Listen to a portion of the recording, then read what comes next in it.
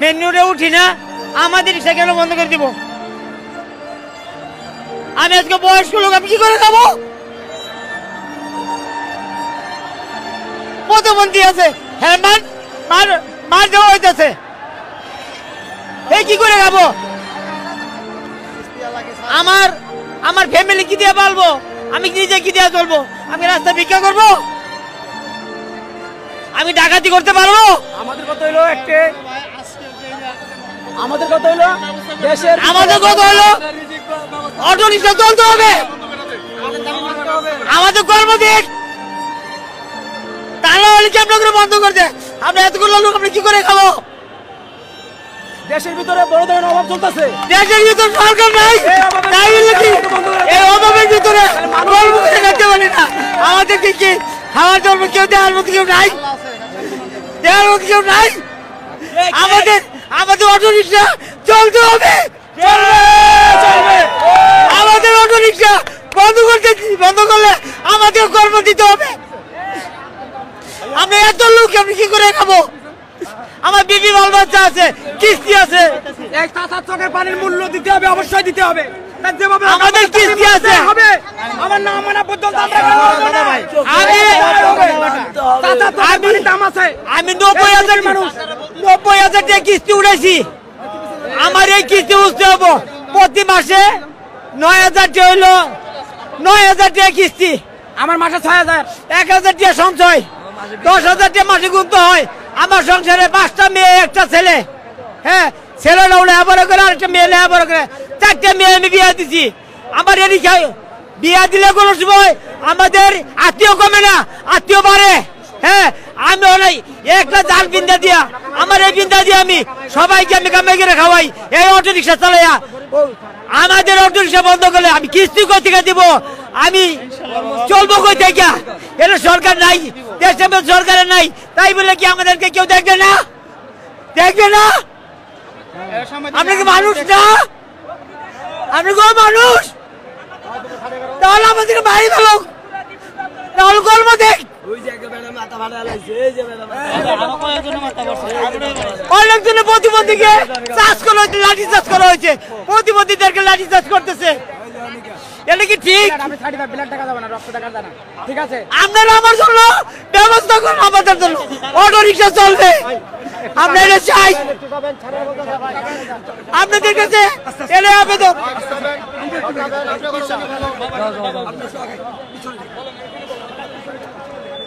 আমি আপনাদের জন্য আমি কিছু করতে পারি, আপনারা আমাদের জন্য ব্যবস্থা করেন।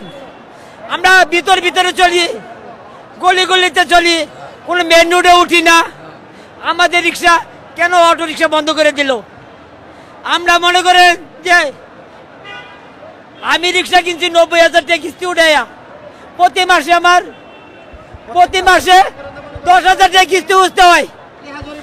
এই 10,000 টাকা কিস্তি উঠতে হয় আমার প্রতি মাসে রিক্সা চালাইয়া।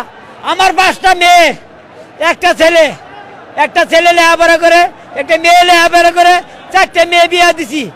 একটা মেয়ে প্রতিবন্ধী, হেও আমার ভালো লাগে। আমার 8-10 জন মানুষ খাওয়াইয়া এই রিক্সা চালাই আমি চলি, এই অটো রিক্সা চালাই চলি, ভিতরে চলি। এই অটো রিক্সা বন্ধ করে দিলে আমি কি করে চলবো? আমি কি করে কিস্তি দিব? সবারটা বন্ধ, আমারটা বন্ধ। আজকে বাংলাদেশ সরকার নাই, তাই বলে কি আমাদের দেখার জন্য কেউ নাই? আমাদেরকে দেখবে না।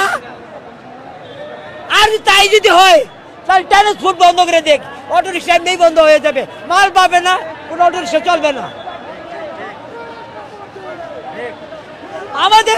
আমাদের এটাই যারা আছেন আপনারা, তাদের কাছে আমাদের এটাই আবেদন, আমাদের অটো রিক্সা চলতে দেখ। ধন্যবাদ।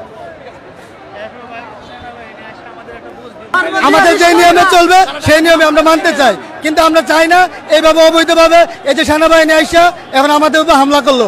আমাদের অনেক ভাই আহত হয়েছে, অনেক ভাই মাথা ফুটে গেছে, অনেক ভাই ব্যথা পাইছে, এখন হাসপাতালে আছে। কিন্তু প্রথম থেকে যে তেজগাঁও থানার ওসি এবং গুলশান থানার ওসি তারা সবাই আসছিল, নিয়ন্ত্রণে ছিল, কোনো হাইহুল্লা কোনো গ্যাঞ্জাম ছিল না। এখন এই গ্যাঞ্জামের জন্য একমাত্র দায়ী এই সেনাবাহিনীর লোক।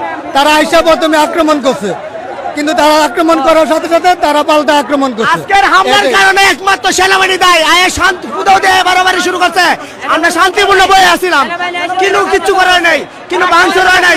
সেনাবাহিনী এই বাড়াবাড়ি শুরু করছে, এই জন্য সেনাবাহিনী দায়ী আজকের হামলার জন্য। দেশের সম্পদ নষ্ট হইলে আমাদের সমস্যা, ঠিক আছে? ভাই বোন আছে ওরা আজকে আমরা জায়গা ওরা হয়তো কি করলো না, ওরা পেটে দিয়ে আমরা আন্দোলন করতো, আন্দোলন না করলে হইলো না। আমরা পেটে দিয়ে বাড়িছি, ওরা আরো সহযোগিতা করতো। তোমরা কি চাও? আমরা কারো আমরা মাধ্যমে তোমরা সহযোগিতা পাইবা, আমরা মাধ্যমে তোমরা চেষ্টা করে উপরে বলে পৌঁছাইতে পারিনি, না কইরা উল্টা না ডিসচার্জ কইরা আমরা বাধ্য করতে ডিল মারতে। ওরা ওরা আমরা দোষী না, ওরা আরো সুন্দর হতো। এই জবটা বলেন, আপনারা বলেন, আপনারা দেশটারে আমরা যখন 5 তারিখে এই ঘটনা ঘটলো, অটো শ্রমিকরা নিজের জানরে পরোয়া না করে ছাত্রদের গুলি খাওয়া ছাত্র, অনেক পুলিশ কর্মকর্তা নিয়ে গেলাম হাসপাতালে, সবকিছু করলাম। বর্তমান দেশের সরকার তো তারাই তো বৈধ না, তারা অস্থায়ী একটা সরকার কিভাবে 12.5 লাখ লোকের রিজিক ছিনায়। আপনারা নির্দিষ্ট একটা সরকারের হাতে ক্ষমতাটা দিয়ে দেন, তারা ব্যবস্থাটা করুক। ব্যবস্থা নেওয়ারও আশ্বাস দিচ্ছেন সেনাবাহিনীর ঊর্ধ্বতন কর্মকর্তারা। আমরা এখানে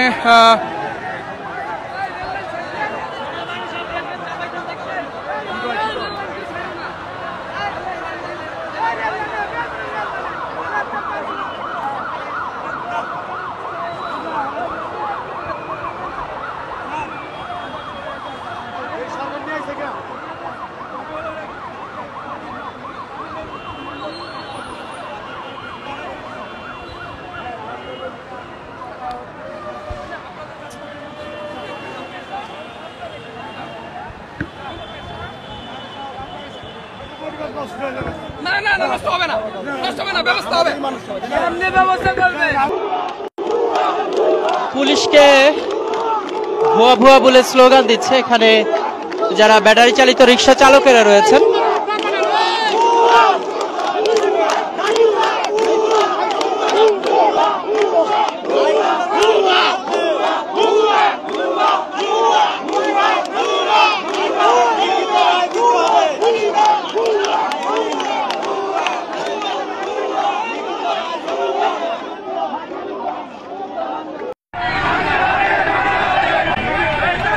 এই মুহূর্তে আমি আছি রামপুরা ব্রিজের উপরে, রামপুরা বাজার ব্রিজের উপরে। এখানে অটোরিক্সা চালিত শ্রমিকরা তারা এখানে আন্দোলনের কর্মসূচি পালন করছে।